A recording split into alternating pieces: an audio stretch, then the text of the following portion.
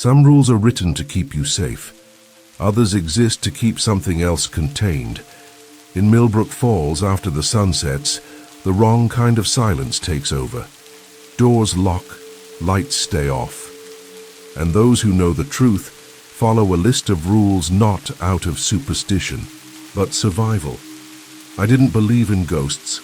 I didn't believe in curses. But the water remembers. And now, so do I. The water in Tank 3 had turned black. Not murky, not cloudy, black. As if the liquid itself had forgotten how to reflect light. I backed away from the observation window, heart hammering, lungs tightening with panic. "Control room to base," I shouted into the radio, my voice cracking. "The water in Tank 3 is black, I repeat, black." But no response came, only static hissing like a warning in my ears.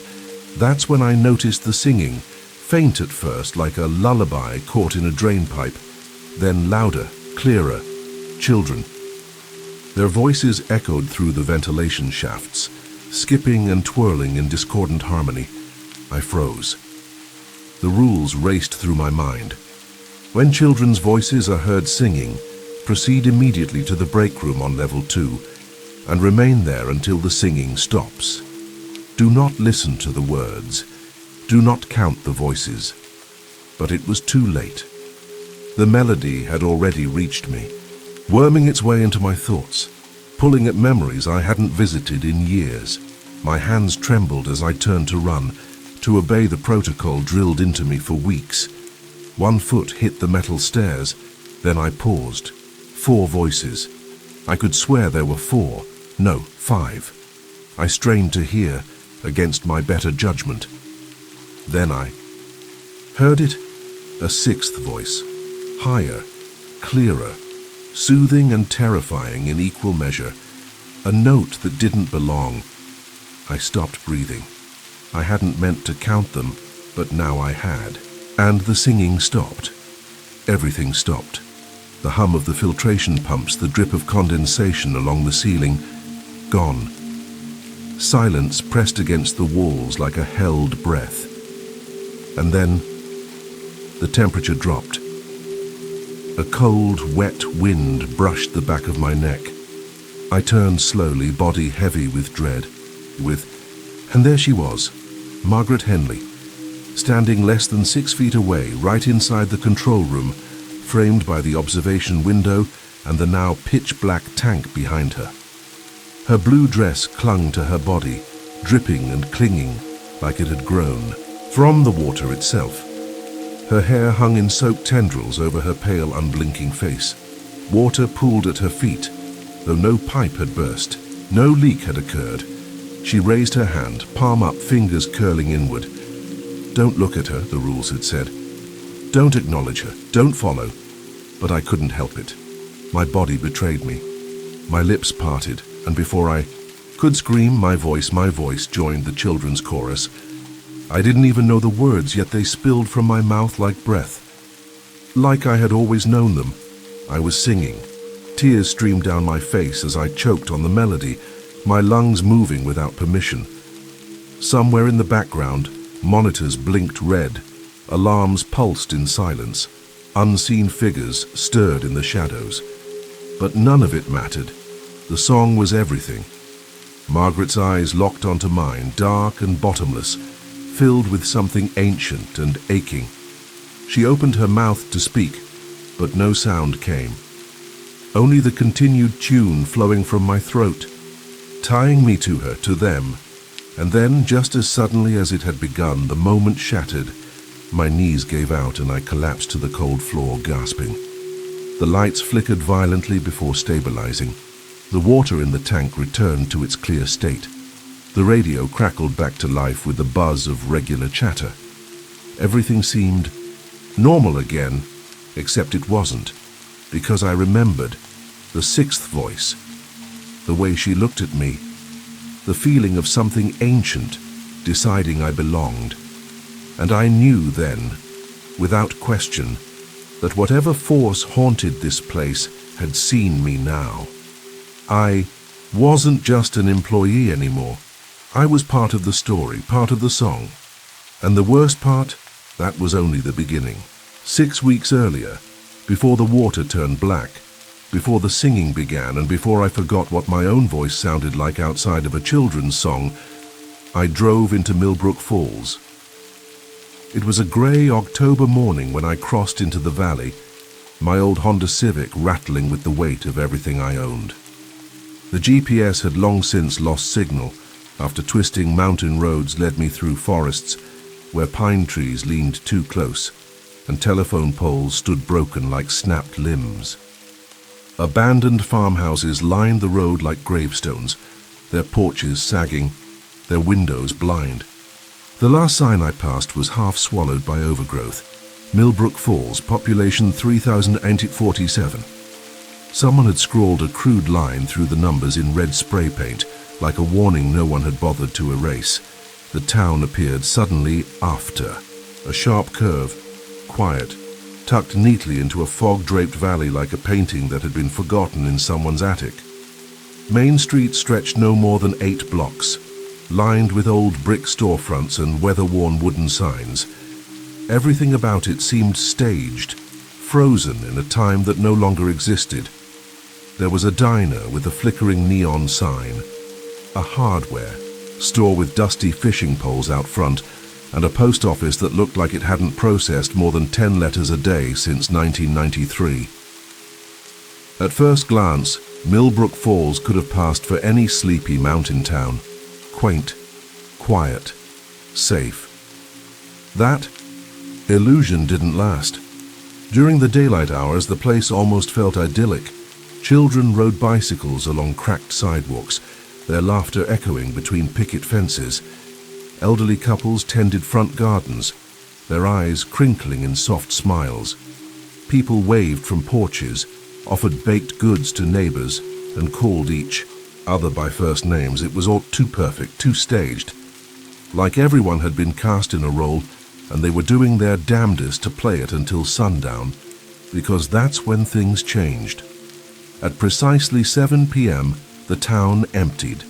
Not gradually, not lazily like some quiet town winding down, no. Lights went out in unison. Curtains closed with synchronized precision. Streets that had been full of life an hour earlier turned still and silent. Porch swings creaked to a stop. Not a single window glowed with the comfort of domestic warmth. It was like watching a stage performance end, the set go dark and every actor vanish behind the curtains. And me, I was still standing in the middle of it, the last one on the stage, not realizing the show had been over for years. My destination, the Milbrook Falls water treatment plant, sat just beyond the edge of town, a squat, concrete monolith beside the river. The plant exhaled thick fog that clung to its walls, and the surrounding trees like mildew. Even in daylight it looked out of place, newer than the rest of the town, yet somehow older in essence. Built in 1987, according to the cornerstone, but the air around it carried a weight, a stillness that didn't match the hum of modern equipment. Theodore, Garrett was waiting for me at the main entrance. He was a wiry man in his 50s, skin pale beneath the flickering overhead light, with eyes that refused to meet mine. His handshake was brief and clammy, like he couldn't get rid of me fast. "Enough, you must be Emma Rodriguez," he said, voice taut with restraint. We've been waiting." There was something in the way he said it, waiting, that made me shiver. As Garrett led me through the facility, his unease became contagious. The plant itself was clean, well maintained, with polished floors and stainless steel pipes that glittered under harsh fluorescent lights. But despite its clinical appearance, something felt wrong. The shadows seemed to linger in corners too long. The echo of our footsteps rang louder than they should have. And beneath the scent of metal and bleach was something fainter, organic, cloying, like the bottom of a swamp, like something dead refusing to rot. He showed me the control room, my home for the next few months or so, I thought. A rectangular box lined with monitors and switches, humming with electricity and isolation. through a wide observation window. The water tanks loomed beyond, immense and still as if they were listening. The systems are automated, Garrett explained. Your job's just to monitor the readings, check the diagnostics, log anomalies. Simple stuff, really. But the way his hands shook when he handed me the shift keys told another story. He hesitated before we parted ways, glancing nervously down the hallway behind me. Night shift's different, he said, voice dropping to a whisper. You'll get a briefing before your first shift. Just follow the protocols. No exceptions. Then he turned and walked away without saying goodbye. Later that evening, I wandered back into town to stock up on groceries before my first shift. People stared. Conversation stopped when I entered stores. Smiles dropped from faces like masks peeled away. No one said anything directly, but the message was clear. I wasn't welcome. At the corner market, I tried to make conversation with an elderly woman named Mrs. Eleanor Winters. She was buying cat food and had a kind face, until I mentioned I'd be working night shifts at the treatment plant. Her skin turned pale. Her lips moved, forming a quiet prayer, and then she backed away like I'd pulled a knife. Night shift, she whispered, eyes wide. Another lamb to the slaughter. I laughed awkwardly. But no one else did. I didn't know it yet, but I'd just inherited a position no one wanted. A seat beside something ancient, a front row view of the dark. It was nearly dusk when I returned to the water treatment facility. The sun was slipping behind the mountains, and the town had already begun its nightly retreat. Doors locked, windows shuttered, lights extinguished, as if by an unseen hand sweeping across the valley. The silence settled like ash. I stood at the front gate of the plant for a long moment before stepping inside, acutely aware of the sound my boots made against the concrete. Garrett was waiting for me in the control room, pacing, like a man preparing for a confession. The overhead lights cast hard shadows across his face, making the lines under his eyes look deeper, carved by years of things he hadn't said. When he saw me, he didn't smile. He didn't even greet me. Instead, he pulled a laminated card from his shirt pocket and handed it to me with trembling fingers. These, he said, are the night shift protocols. They are non-negotiable. The card felt heavy in my hand, though it weighed no more than a few ounces. Its edges were worn smooth, the surface smudged with fingerprints, some old, some recent. The handwriting varied. Bold print, tight cursive, frantic scrawl. It was a collage of desperate warnings, a patchwork of survival stitched together by those who'd come before me. I need you to read them now, Garrett said, stepping back as if the card itself might lash out. Every word. I did night shift protocols. Follow exactly. Never look directly at the water tanks between 11 p.m. and 3 a.m. Use only peripheral vision for observations during these hours. When children's voices are heard singing, proceed immediately to the break room on level 2 and remain there until the singing stops. Do not listen to the words. Do not count the voices. Replace any burned out lights in the control room within 60 seconds. Keep spare bulbs in the designated cabinet. If you cannot replace a light in time, leave the building immediately. Do not investigate sounds coming from the basement level under any circumstances. This includes, but is not limited to, footsteps, machinery noise, voices, or water movement. If the phone rings exactly 7 times and stops, do not answer any calls for the following hour. Turn the volume down. Cover the phone if necessary. If the water in tank 3 turns any color other than clear, shut off the pump system and evacuate. Do not attempt to determine the cause. The woman in the blue dress is not real. Do not acknowledge her. Do not speak to her. Do not follow her. After midnight, count nothing. Not your steps, not your breaths, not the seconds on the clock. Counting draws their attention. If you hear your name being called, ignore it unless you can see who is speaking. The previous guard left additional notes. Follow any handwritten instructions found in your locker. I stared at the list, a cold weight settling in my gut.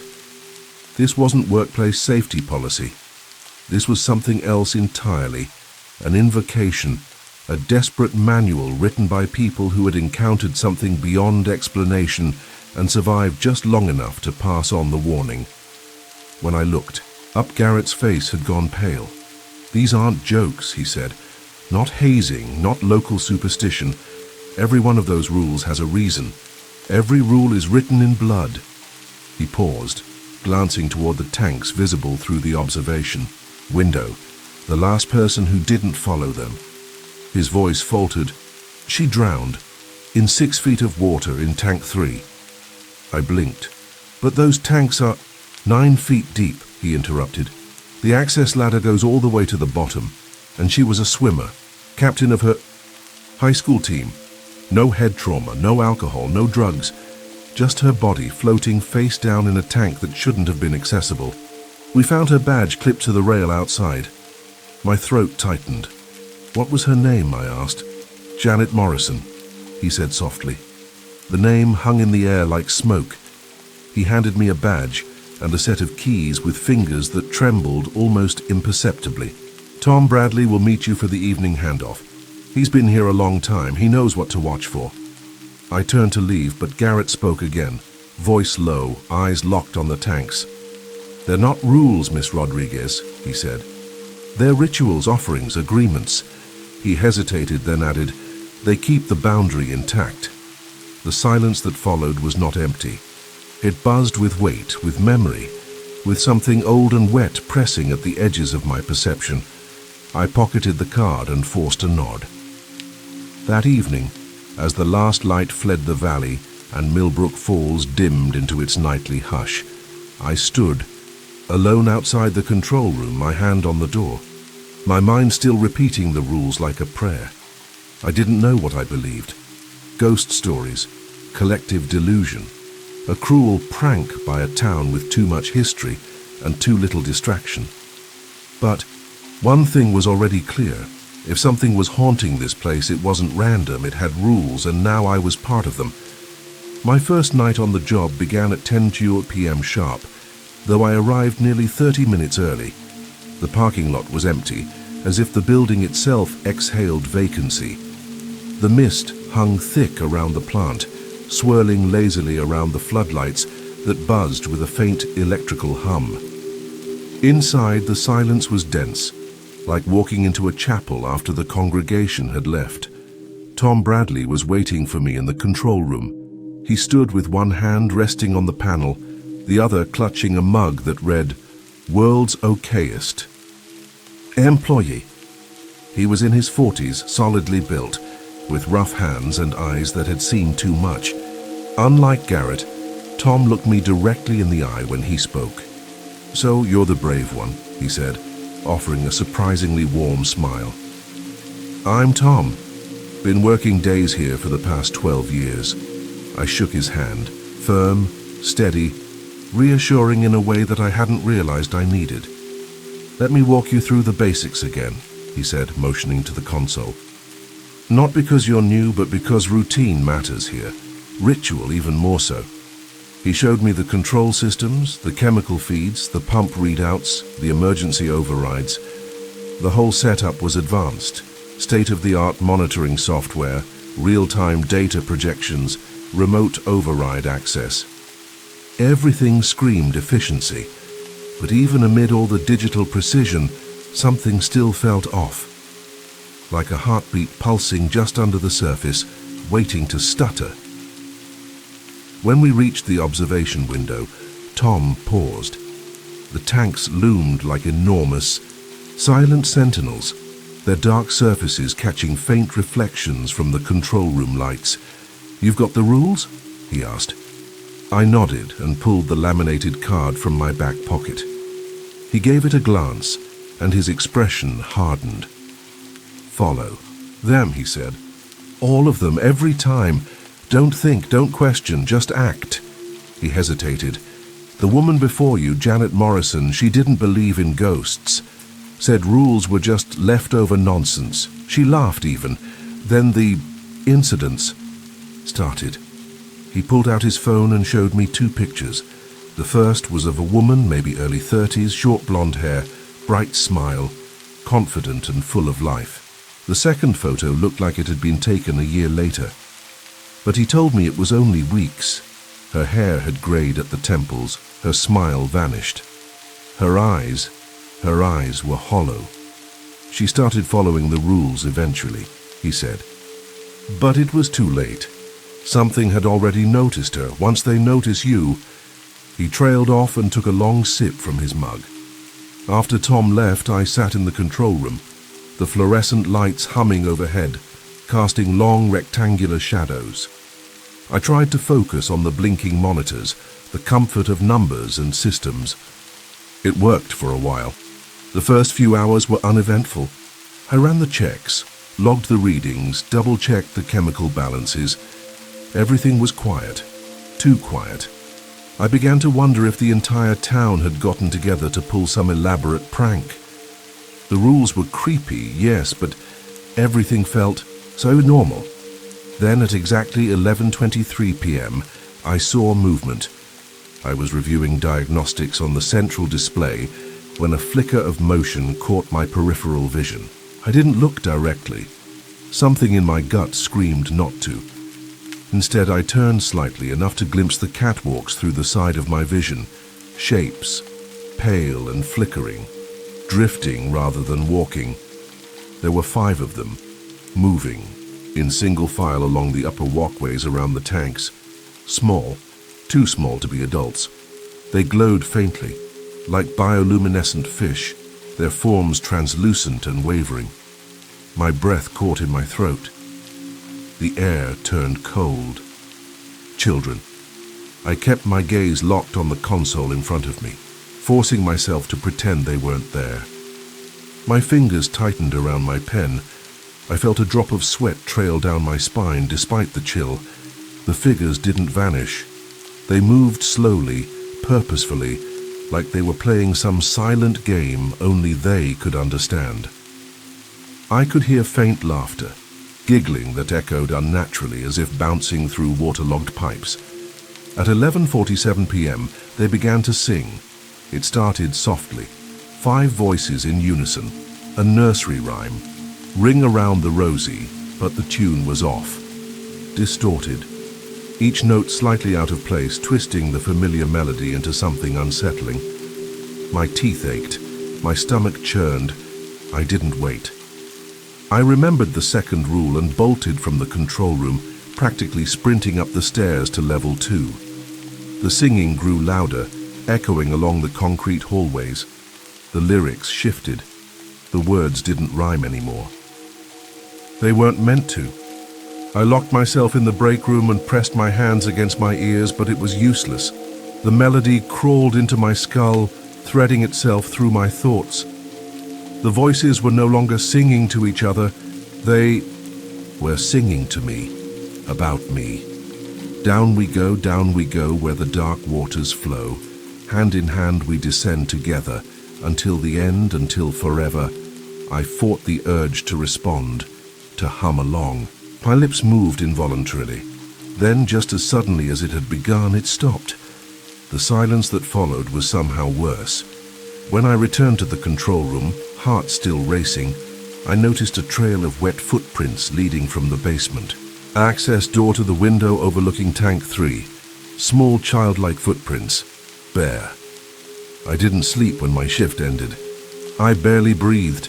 The next morning Tom arrived and saw the look on my face. He didn't ask questions, he didn't need to. The singing, I whispered. The children. He nodded, his face heavy with something close to pity. It gets easier, he said. But I knew, even then, he was lying. On my first day off, I didn't rest. I couldn't. Sleep was no longer a refuge, and silence no longer brought peace. Even in the safety of daylight, I felt as though something lingered just beyond the edge of my hearing, like whispers behind closed doors, or the faint echo of water dripping where no pipe should be. I needed answers. I needed a reason. The Milbrook Falls Public Library was a squat brick building tucked between a shuttered barbershop and a flower store that hadn't seen a bloom in years. Inside, the scent of dust and old paper was thick. In the air, like memory turned physical. The lights were dim, and the temperature always seemed slightly colder than it should be. It felt appropriate. Patricia Webb was the librarian on duty, a thin woman with silver hair braided tight against her scalp. Her eyes followed me like a hawk the moment I stepped through the doors. I introduced myself and asked about records pertaining to the mill that used to sit where the water plant now stood. I barely finished my sentence before she spoke. "You're the new night guard," she said, not as a question but a fact already known. I nodded slowly. She didn't comment further. Instead, she disappeared into the back without another word. 10 minutes later, she returned with a heavy cardboard box marked in black ink, Milbrook Mill, Incident Files. It looked like it hadn't been opened in decades. "Everyone asks eventually," she murmured, setting it down in front of me. "Might as well give you everything at once." The box was filled with yellowed newspapers, black and white photographs, handwritten statements, and brittle carbon-copied reports. I set to work, digging through layers of history no one seemed willing to speak of aloud. The deeper I went, the colder I felt. The mill had been the lifeblood of the town, Milbrook Textile Works, established in 1904. By 1952, it employed more than 200 people.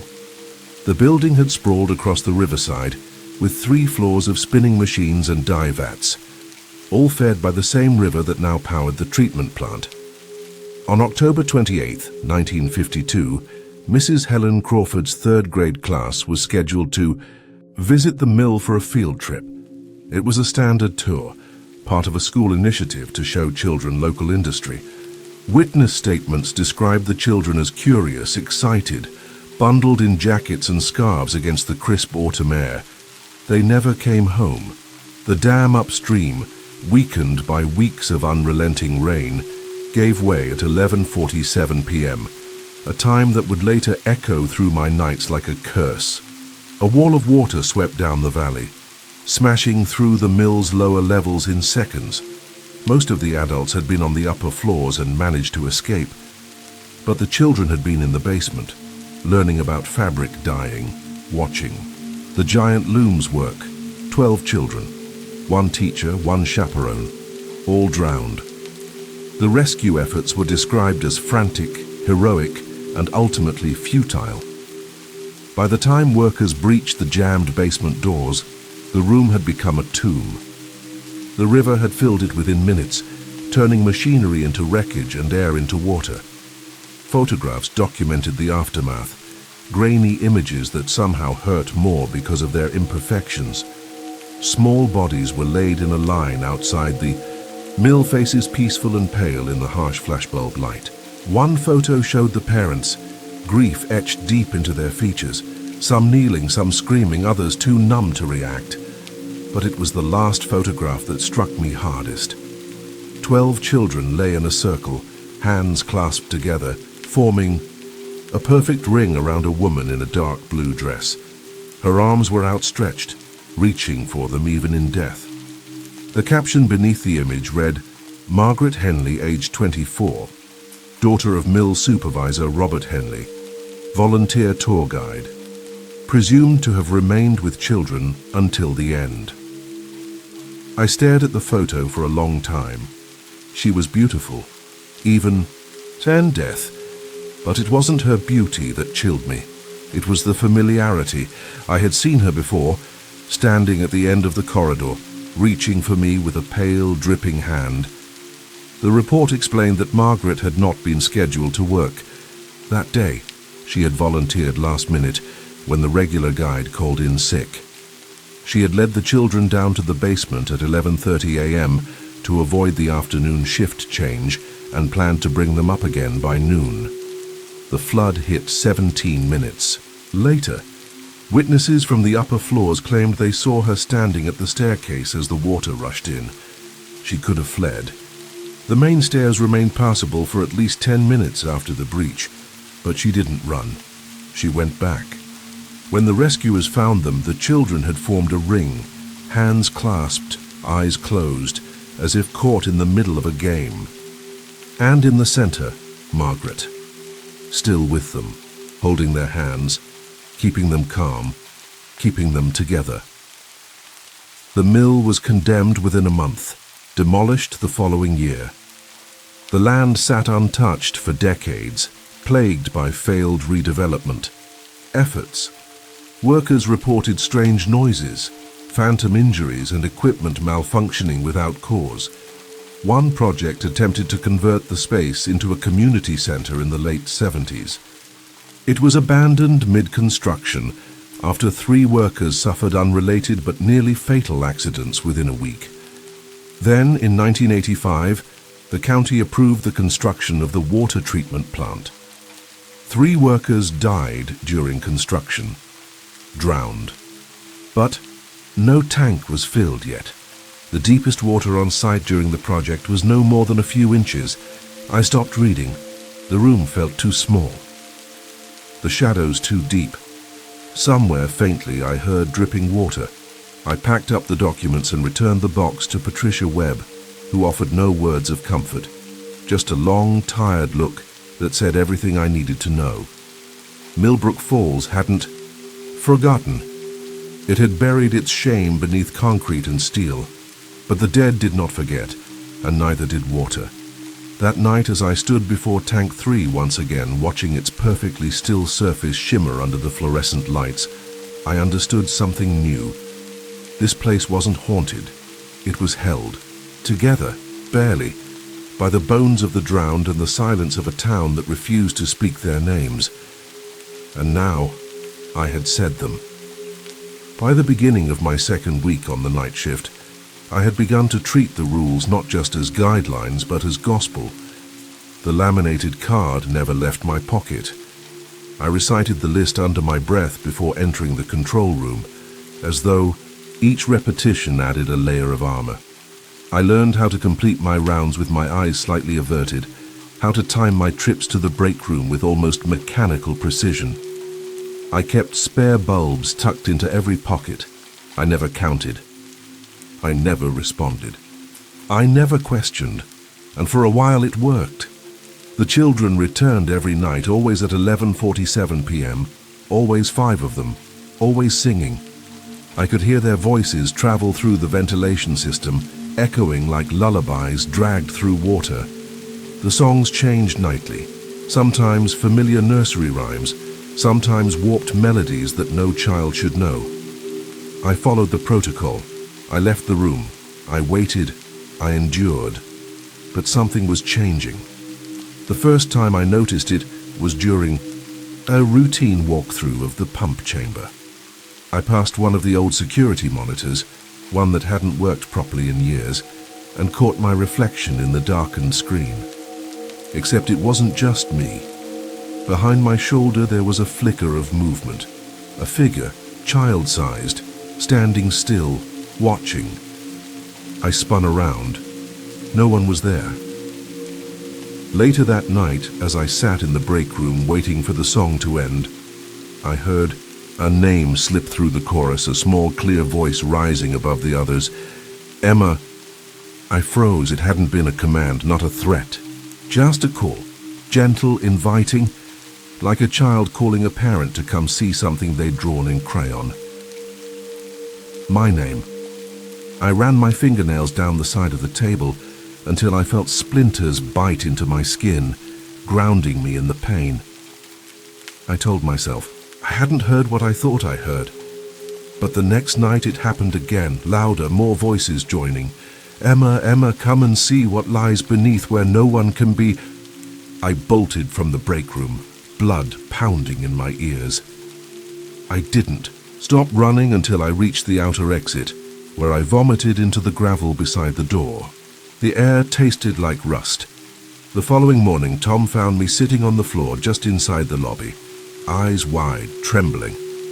I told him what had happened, that they'd sung my name, that they were personalizing the contact. His face went pale. Did you look at them? he asked immediately. "Did you see them directly?" "No," I whispered. "I followed the rule, peripheral vision only."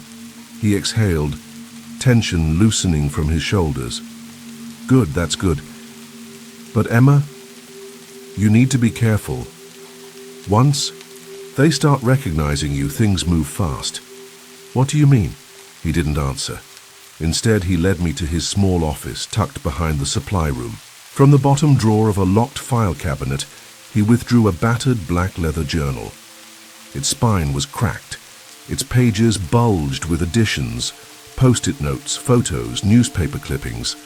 "This is the unofficial logbook," he said. "The one we don't show corporate."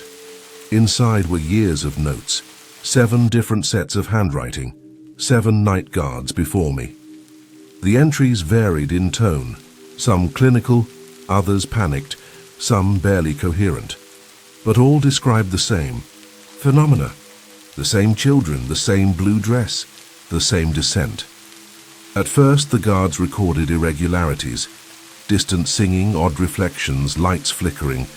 Then came the naming, the direct communication, the hallucinations. One by one, they began losing time. Seeing the children outside, the plant, hearing the singing during the day. A few tried to leave town. They never made it far. One died in a car accident. Another was found drowned in her own bathtub. Her third disappeared entirely. "Janet Morrison's entries are the most complete," Tom said, flipping near the back. "She documented everything right up to the end." I read her words slowly, my pulse thudding with each line. Day 12. Singing. Began at 11:47 p.m. 5 voices. Ring Around the Rosie variant lasted 23 minutes. Protocol followed. Day 15. First visual confirmation near Tank 3. Peripheral vision only. Small figures. Synchronized movement. No response to light or noise. Day 2. Dreamed of Margaret. Woke with hair damp. No leaks in apartment. Day 28. They know I'm watching them. Songs are changing. They're communicating. Day 35. Found Margaret Henley in town records. Photo matches the woman in blue. I think she's trying to warn me or invite me. Day 42. The children sang my name tonight. "Janet, Janet, come and play." Day 45. I'm beginning to understand. They're not haunting this place. They're trapped. And she's been keeping them here, containing them. Day 50. I can hear them during the day now, even at home. They whisper while I brush my teeth. Margaret watches from reflections. She looks tired. Day 51. The rules aren't to protect us from them. They're to protect the town from what happens when the containment fails. They need someone, an anchor, a guardian, someone to stay. The entries stopped after that. Tom closed the journal carefully, reverently. She was found the next morning. Tank 3. We sat in silence for a long while. Finally, I asked, "Why me?" He shook his head slowly. "I don't know, but I've seen this before. Once they start singing to you by name, it means they've taken an interest. They've decided you might be the one." The word felt like a verdict. That night, I returned to work with every nerve bristling. The plant felt colder, the walls more porous. I caught glimpses of movement just beyond corners. The lights flickered more often, and I changed the bulbs in record time, not daring to fall behind the 60-second threshold. At 1:17 a.m., the phone rang 7 times, then silence. I didn't answer. I turned down the volume, covered the receiver with a towel. Still, I heard the other phones in the facility start to ring, dozens of them, their chimes overlapping in a screeching chorus of phantom electronics. The sound lasted for an hour precisely, and beneath the cacophony I heard a voice I hadn't heard in years. My mother's voice. "Emma Rodriguez," she scolded, the way she had when I was a teenager out past curfew. "You get home right now." "Young lady," My chest collapsed inward. My breath caught. My hands began to shake. My mother had died 3 years ago. Cancer. Slow. Painful. Real. This wasn't her. Couldn't be her. But the voice was perfect, and it knew exactly how to hurt me. I pressed my hands to my ears and began humming loudly, drowning her out. By the time the ringing stopped, I was curled in the corner of the control room, knees pulled. To my chest, heart a drumbeat of fear. I didn't sleep the next day. Instead, I sat in my apartment, staring at the corner of my living room, certain, absolutely certain, that if I blinked, I'd see her standing there. Not my mother, Margaret. Waiting. By the start of the 4th week, the boundaries had begun to bleed. What once lingered in corners of vision now stood directly before me. The children were no longer flickers of movement caught in the periphery. They were present, manifested. They walked the catwalks around the tanks as if they belonged there, translucent forms barely tethered to this world, glowing faintly with the soft light of drowned things. And I saw them, even though the rules forbade it, even though I knew better, I saw them. On Tuesday night, during my routine inspection of the chemical storage room, I noticed one of the surveillance monitors behaving strangely. The camera feed for Tank 3 flickered and then froze. But the image that replaced it wasn't static. It was a double exposure. I saw the tank, its smooth, modern steel frame, and overlaid on top of it, as if seeping through time, was the basement of the old mill. Molded brick walls, rusted beams, and in the center, 12 children hand in hand forming a perfect circle. In the middle of them stood a woman in a blue dress. Her back was to the camera. Her long, dark hair hung in wet waves down her back. She was frozen, unmoving. But then, she turned.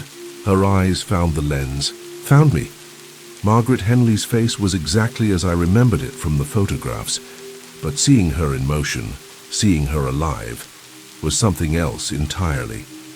Her expression wasn't vengeful. It wasn't monstrous. It was exhausted. Infinite. Sorrow swam in her gaze, and something else too. Recognition. She mouthed a word I couldn't hear but instinctively understood. Please. I ripped my gaze from the screen and stumbled back, knocking over a tray of test kits. The sound didn't break the moment. The image remained impossibly burned onto the screen. That night the basement sounds returned with a vengeance. I had grown used to the occasional thump, the distant clang of phantom machinery, or the echo of water where no water should be. But now it was relentless. Voices called out, dozens of them, screams, cries for help. The grinding roar of gears and rushing water so loud I felt it in the soles of my boots. I checked the schematics again. The facility had no basement. It sat on solid bedrock. But the sounds came from below. One night, as I stood in the hallway between the observation window and the main pump control, the vibrations began, slow, low, and steady. Then the wall beneath my fingers trembled. The floor hummed. A faint mist spilled out from under the door marked sub-level maintenance, a door we'd been told not to use because there was no sub-level. I ran. The next morning, Tom found me, sitting on the floor beside the monitors, hands clamped tightly over my ears. The basement, I whispered hoarsely. They're down there, I heard them, all of them. Tom didn't argue. He didn't offer a comforting lie. He helped me to my feet and handed me a cup of bitter coffee with hands that shook more than mine. Emma, he said after a long pause, we need to talk seriously about your situation. I looked at him, my eyes sunken, sleep-deprived. What do you mean? You're experiencing things faster than most, he said quietly. Stronger. Janet didn't hear the basement until her 6th week. You're not even through your 4th. I said nothing. The silence between us filled with implications I wasn't ready to face. I think they've chosen you, he finally admitted. Why? My voice cracked. Why me? I don't know, he said, but his face suggested otherwise. I pressed him. I needed the truth, needed it more than I needed comfort. Tom sighed and reached into the same drawer where he'd kept Janet's journal. This time, he pulled out a manila folder, thick and fraying at the corners. He opened it slowly, revealing a collection of personnel files, photographs, handwritten notes. 23 people have worked the night shift at this plant, he said. 4 quit in their first week. 6 lasted a month before leaving town entirely. 3 made it longer, the rest... He trailed off, tapping the folder with a heavy finger. 10 died. All on site. All listed as accidents or natural causes. None of them were. He showed me the photos. I recognized Janet's face.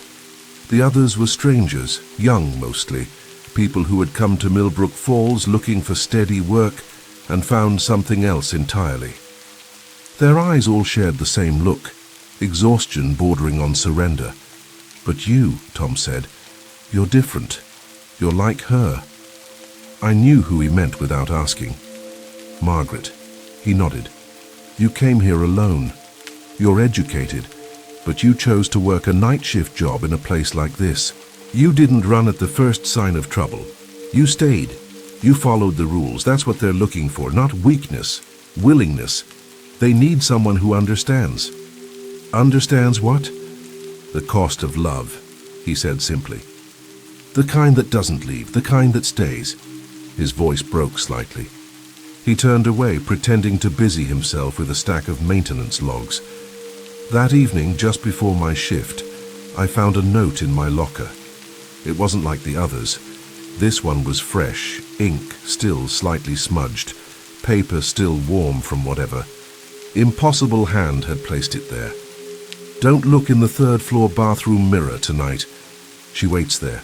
She's getting stronger. The handwriting was unfamiliar, not Janet's, not Tom's, smaller, more hesitant. Below it, in a different hand, shaky, almost childlike, another line had been added. We don't want to hurt you. We just want you to see. That night everything escalated.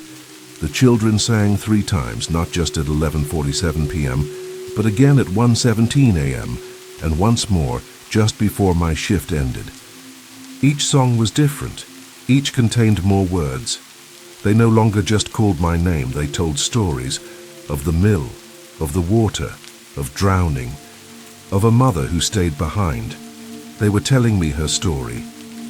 Margaret appeared again, this time, not on a screen, not in a reflection, but in the hallway outside the control room. I saw her clearly. Her dress was soaked, clinging to her form. Her eyes held the same sadness, but now there was something else. Urgency. You see me, she whispered. That means it's almost time. I backed away, pulse pounding, struggling to obey the rules I had once memorized. Don't acknowledge. Don't respond. But then she said something that broke me. They've been alone for so long, she didn't move closer. She didn't reach for me. She simply stood there, drenched and mournful, as if waiting for an answer I hadn't yet given. That night I drove to the next county. I stayed with my sister Julia for the weekend, pretending everything was fine. We had dinner. We talked about things that didn't matter, but the children's songs followed me. Through the wind, the hum of the fridge, the rattle of pipes. I heard them in dreams. I saw Margaret's reflection in Julia's mirror. I couldn't escape. And when I returned to Milbrook Falls, I found something waiting in my locker. A blue dress, dry, pressed, my size, Margaret's dress. The final note was tucked into the fabric. Time is running out. The basement door is opening. She can reach the living now. You have to choose. And I realized then that the rules weren't just for survival. They were instructions for succession. The dress remained in my locker for 3 days. I didn't touch it. I didn't speak of it. I tried to pretend it didn't exist. even as its presence pulsed at the edge of my vision every time I opened the locker door. It was a deep, oceanic blue, not quite navy, not quite sky. It shimmered faintly, the fabric shifting under the fluorescent light, as if it were made of water instead of thread. Despite the dampness that permeated every inch of the facility, it remained perfectly dry. I knew what it meant. So did Tom. He didn't say anything the first day. He just saw it, saw my face, and nodded, like we had crossed some invisible threshold that no longer required explanation. On the second day, he brought me coffee and didn't bother with small talk. On the third, he finally asked, "Are you going to wear it?" "No," I said too quickly. "I'm not. I haven't made any decisions." He just nodded again, that same grim understanding etched into every line of his face. He didn't try to convince me. That's not how it worked. The choice had to be mine. They all knew that. Even Margaret. Especially Margaret. But something in me had shifted, and I knew it. I felt it in the way I listened differently to the songs now. Not with fear, but with familiarity. I began to understand their rhythms, their patterns, their intentions. They weren't warnings or curses. They were invitations, stories told by voices that had no other way to be heard. During my breaks, I found myself scribbling their lyrics in the margins of my logbook. Not because I wanted to, but because I already knew the words before I'd written them. Hand in hand we wait below where the silent rivers flow. Come and see what the dark made out of me. They weren't threats. They were memories. That weekend I dove deep into research. I read every article, every town record, every scrap of information I could find about Margaret Henley. I needed to know who she was before she became the woman in the blue dress, before she became the guardian of the drowned. She had been born in Milbrook Falls in 1928, the only child of Robert Henley, mill supervisor, and his wife Edith. She'd attended college, rare for a woman of her time, and had been engaged to a man named William Patterson, a local doctor. Their wedding was set for the spring of 1953. She was meant to leave the town to start a new life, one not weighed down by sawdust and river mud. But she hadn't made it out. Her death wasn't a tragic accident. It was a choice. She could have saved herself. The records confirmed what witnesses from the upper floors had said. The staircase remained accessible for almost 10 full minutes after the dam burst. But she didn't run. She stayed with the children, even when the water rose over her knees, even when there was no chance of rescue. One account, buried deep in a first responder's personal journal, recounted the scene with haunting detail. We found them in a circle, like they were still playing. Hands clasped, eyes closed, faces tilted toward the ceiling. Margaret was in the middle, arms spread out. She died looking up. She'd chosen to die with them rather than abandon them to the dark, and now 70 years later, they were still there, still waiting, still singing, still needing someone to stand in the center. It was no longer a question of if I was being chosen. The signs were too clear, the voices too direct, the manifestations too frequent. The dress wasn't an omen. It was a baton being passed, and I knew why they had chosen me.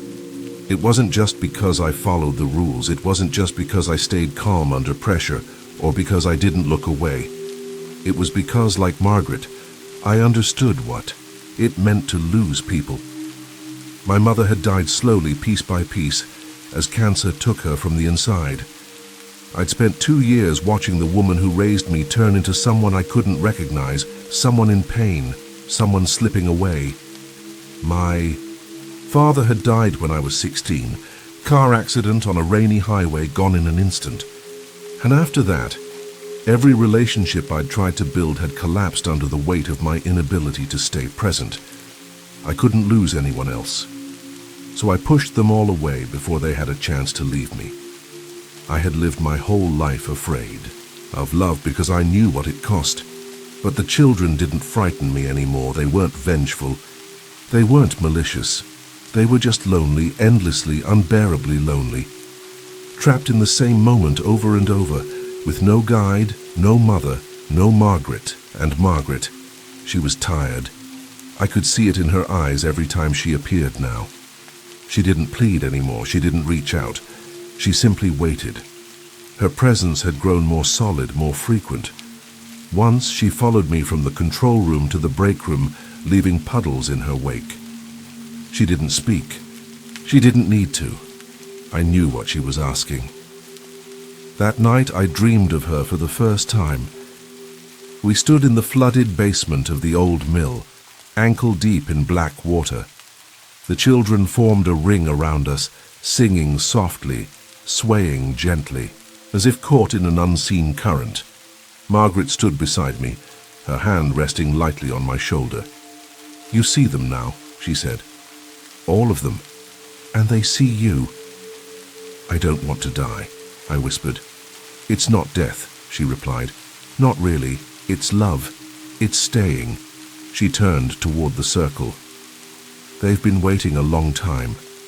When I woke, my pillow was damp with tears, or maybe something else. I didn't speak to Tom about the dream. I didn't need to. He saw it in my face the moment I walked into the facility. Something had shifted.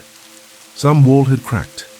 Later that shift, I sat at the window overlooking Tank 3 and stared at my reflection. Behind me, I could see the outline of the children forming, 5 of them, holding hands, waiting. I didn't move.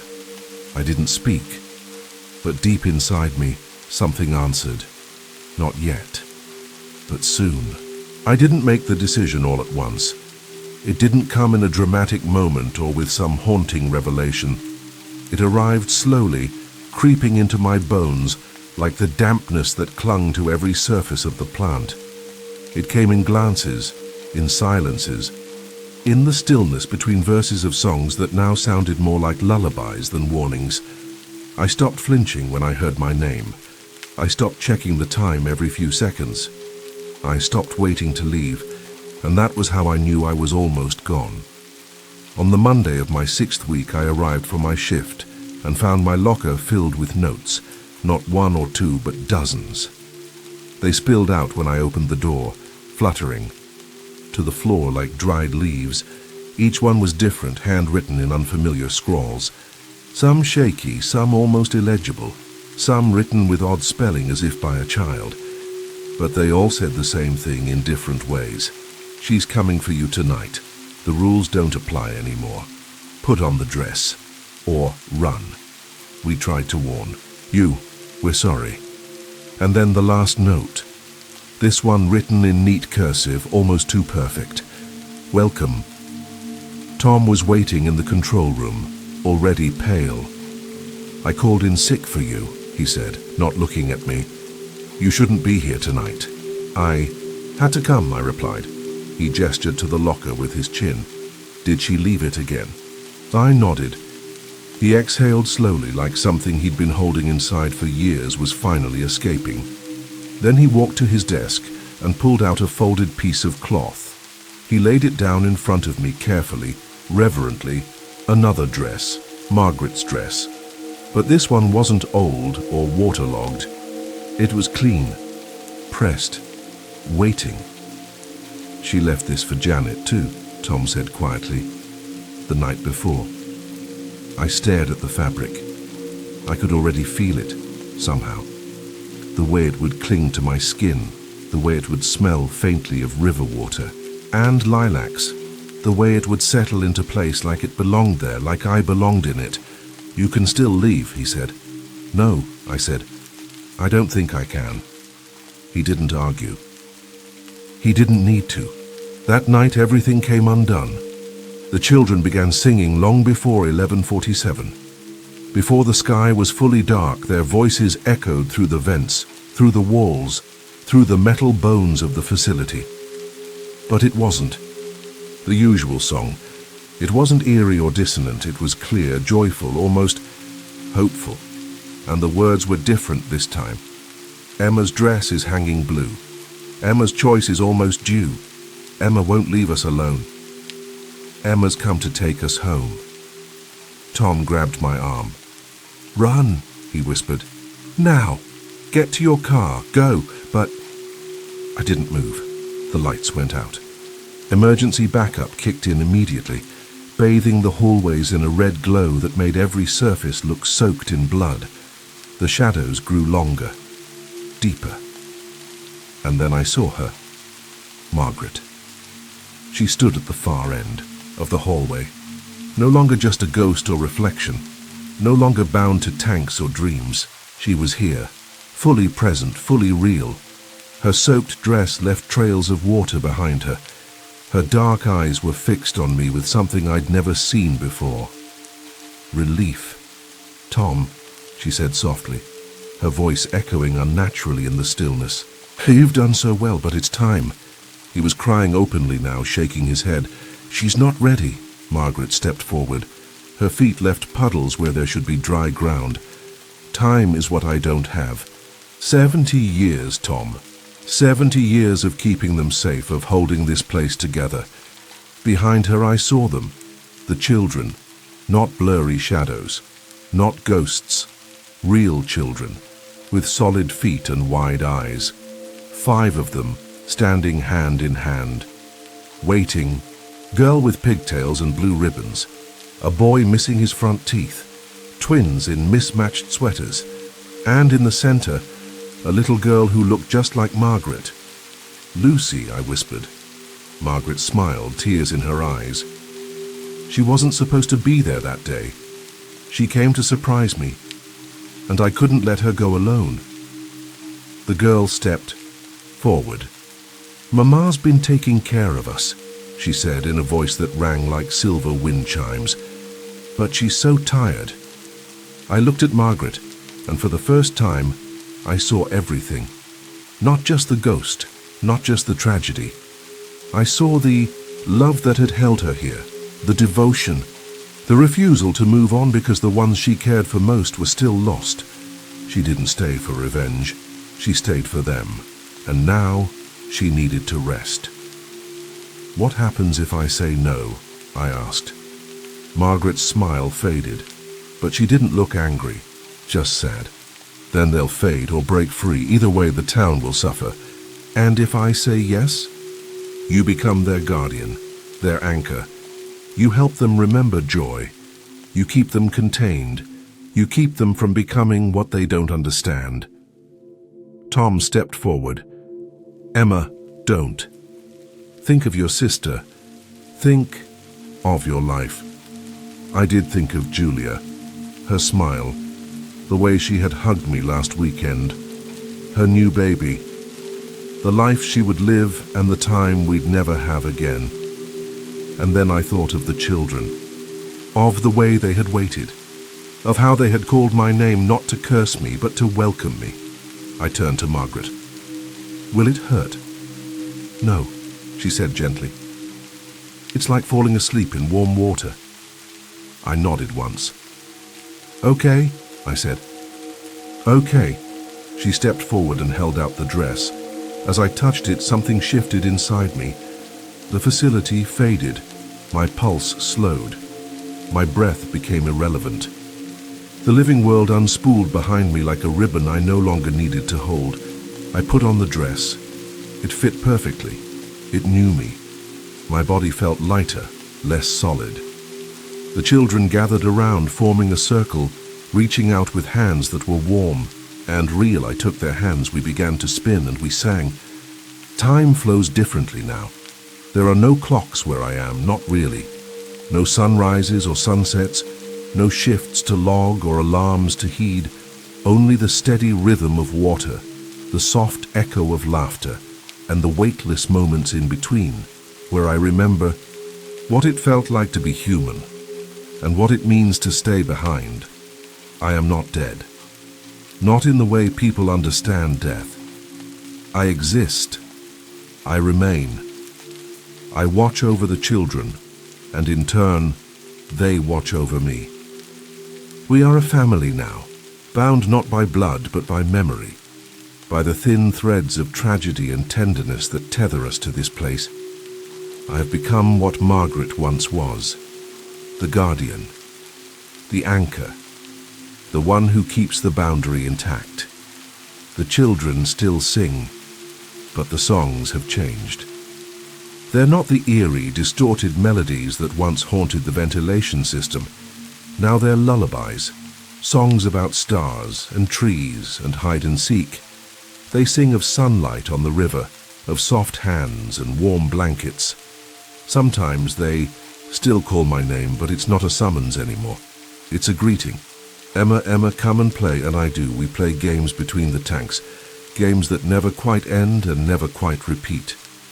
They tell me stories from lives cut short, ask me what the world is like now, what kind of shoes children wear, whether anyone still eats peanut butter and banana sandwiches. I answer as best I can. I teach them things, how to braid hair, how to fold paper cranes, how to hum without words. They teach me how to stay still, how to listen, how to be enough. Sometimes new guards come. Some only last a night. They enter wide-eyed and skeptical, their nerves taut with disbelief and unease. Most don't make it past the first week. They break a rule, hear the song, see something in the shadows, and never return. That's all right. We don't hold it against them, but others stay longer. The ones carrying grief like a second skin. The ones who don't flinch when the children sing. The ones who need to belong somewhere, even if that place is haunted. When those guards come, I leave notes in their lockers. I whisper their names gently through the walls, not to frighten them, but to remind them they're not alone. I hum with the children when they feel lost or afraid. And when the time comes when one of them begins to see me not as a threat, but as a question, I give them the choice Margaret once gave me.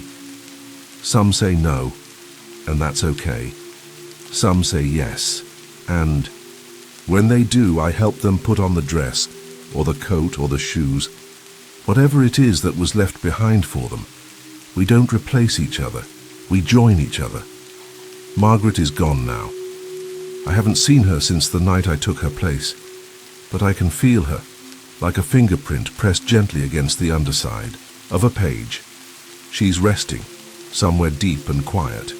She earned that. She stayed for 70 years. She kept the children safe. She held the town together.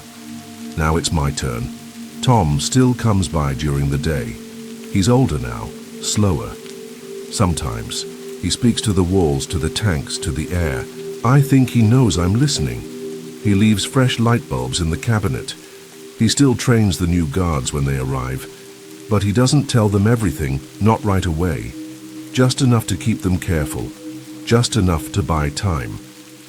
Keeps a folder on his desk, thick with records of everyone who came before. He updates it when he can. I've seen him cry once, alone in the control room staring at Tank 3. He whispered a name, not mine, not Janet's, David. I stay away when he's grieving, but I'm always nearby. And sometimes when he dozes off at his desk, I appear in his dreams. Just for a moment, just to let him know I'm still here, that it's okay to stop watching eventually. That I've got it now, that I won't let them go. Outside, Milbrook Falls remains the same. The street's still empty at night. The porch lights still go dark. People still look away when someone mentions the treatment plant. They know. Even if they won't say it. Even if they pretend nothing happened in 1952, they still remember.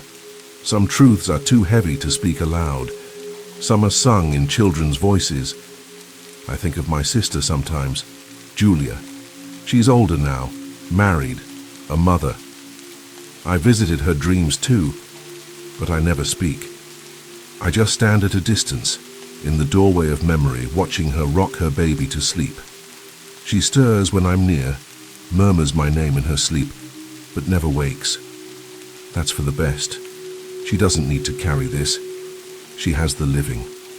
I have the lost, and I love them just as fiercely. So if you ever find yourself walking past Milbrook Falls, if you see the lights flicker near the edge of town, or hear faint singing when the wind shifts, you'll know we're still here. Holding the E line, following the rules, keeping the songs inside the walls because someone has to stay, someone has to choose love. And I did. Thank you for venturing into the darkness with us. If these stories sent chills down your spine, don't keep the fear to yourself. Leave a comment, smash that like button, and share this video with someone who dares to listen in the dark.